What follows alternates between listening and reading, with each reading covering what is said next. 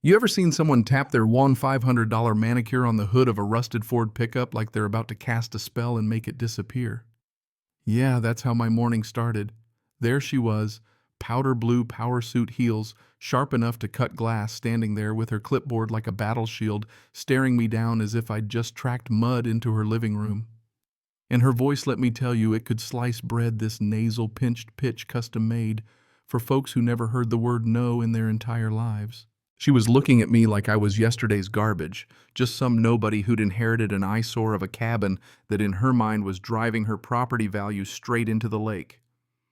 What she didn't know? She was picking a fight with the guy who owned the very land she was standing on. In 2 days, she'd call the cops on me. In 3 weeks, her whole empire would crumble one brick at a time. But right then, all I did was jot down the time in my notebook, 7:15 a.m., while her perfume choked the air like a chemical warning. "You deaf," she snapped, getting all up in my face. "You can't park this monstrosity here. This is a private road for residents. It's a violation of Bylaw Section 4, Paragraph C, visual pollution."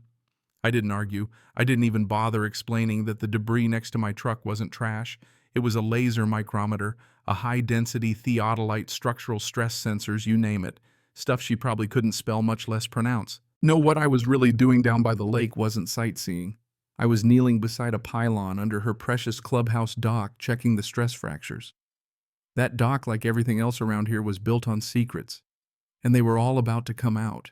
She flashed her badge, Venetia Thorne Kessler, president of the Homeowners Association, gave me exactly 30 minutes to get gone or my truck would disappear. She had backup too, 2 security dudes in matching polos looking like mall cops who'd gotten lost on the way to brunch.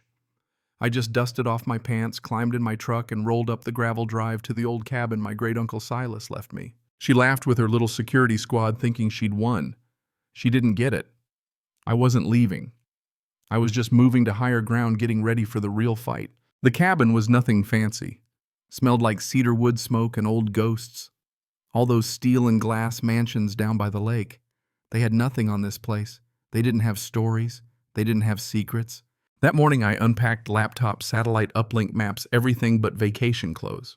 I wasn't there to relax. Uncle Silas had sent me a letter before he died, scrawled handwriting trembling with urgency. "Mercer, they're pushing. They think I'm just some senile old man. They built on the water. Check the box under the floorboards. Don't sell. Don't give an inch. It's not just land, it's the water." Pulled up a floorboard in the pantry. There it was, a metal lockbox, cold and heavy. Picked it open like I'd done 100 times in places I shouldn't have been. Inside, not money, not gold, just paper deeds, surveys, a land patent dated 1887 with the Department of the Interior's seal. My great-great-granddad hadn't just owned 20 acres on the ridge. He'd owned the lake bed, the water column, the shoreline, all of it. Water rights. The kind men killed for back when rights actually meant something. I looked out the window at the massive dock I'd been inspecting earlier. Turns out that wasn't HOA land, that was my land. And every year Venetia's HOA charged $5,000 a pop to neighbors for lake access they didn't legally have. Multi-million-dollar fraud hiding in plain sight. I spent hours digitizing those documents, then launched my drone topographic mapping property lines, overlaid on satellite images. Every inch that mattered I had proof. And all their precious lakeside amenities, they were squatting on my inheritance. Late that day, Venetia rolled up in her gold-rimmed G-Wagon sunglasses, hiding her face.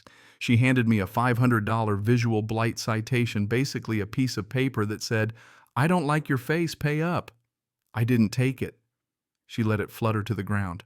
I told her flat out, "You can't build here. The dock's not safe. You've overloaded it." She sneered, called me a mechanic with a loud truck, and spun off in a cloud of gravel. I folded her citation into a paper airplane and sent it sailing into the trees. She thought she was applying pressure. She was just winding a spring. Next day, I called the county surveyor Jim, a straight shooter. We flagged the old property markers together. When Venetia stormed up with her security squad, Jim broke the news. "According to the 1887 benchmarks, your private beach, your retaining wall, and half your pool deck are all on Mr. Ashland's parcel." Silence.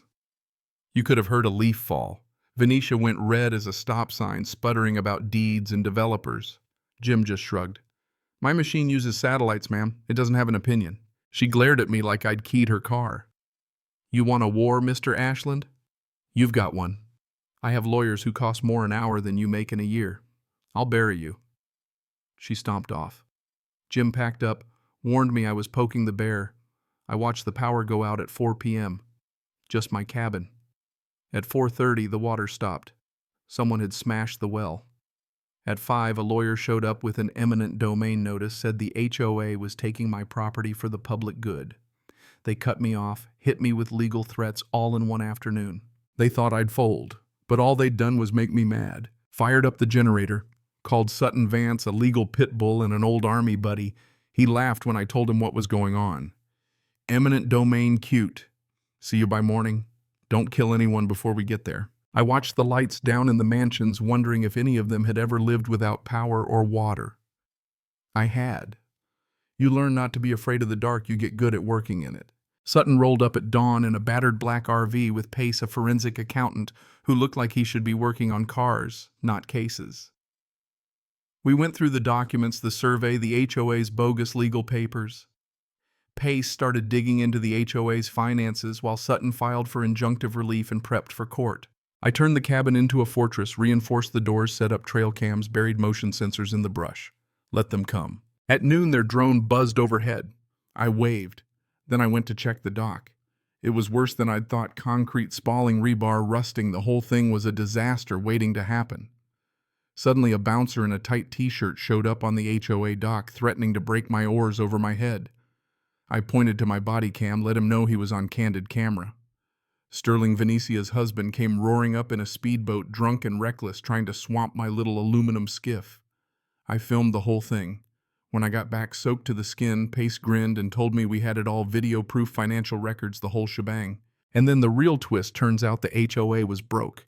They'd funneled all the money out through shell companies to cover Sterling's gambling debts. Their last hope. Selling the water rights, my water rights, to a bottling company for $50 million. But they needed my signature, or at least control of my deed. No deed, no deal. If I held out, everything would crash down. That night we caught wind of their next move, an email about asset removal. That asset, me. Pace set up the cameras. I waited, lights off in the dark. At 2 in the morning, 3 guys crept up to the porch with gas and crowbars. As soon as one unscrewed the gas bottle, I hit the floodlights. 12,000 lumens of blinding justice. They froze. I hit the PA, smile, gentlemen. You're live streaming to the cloud. They ran like scared rabbits, leaving their faces and plates on 4K video.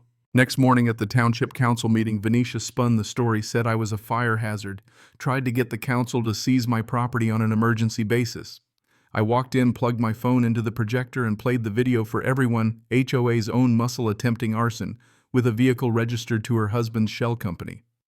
I showed the financials too, fraud, embezzlement, the works.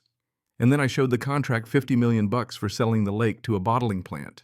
The room exploded. Homeowners shouting, council members looking like they'd swallowed a frog. Sheriff stepped up, walked right past me, and told Venetia it was time to talk about that video. She screamed, threatened, said she owned the town. The council and sheriff didn't care. She stormed out. But she wasn't finished. At dawn, bulldozers fired up down by the lake. Venetia, standing on her G-Wagon, was going to breach the dam, drain the lake, claim the exposed land, and bypass my deed. Sterling was there with a rifle. I parked my truck in front of the bulldozer, blocking the road. Told Sterling to put the gun down, told Venetia it was over. And then sirens. Not local. Black SUVs, a U.S. Army Corps of Engineers truck, tactical vests marked FBI and EPA. They swarmed the place, arrested Sterling and Venetia, condemned the dock, protected the waterway. The whole scam came crashing down. The fallout was quick. HOA dissolved accounts, seized the bottling deal, collapsed. Sterling caved and took a plea deal.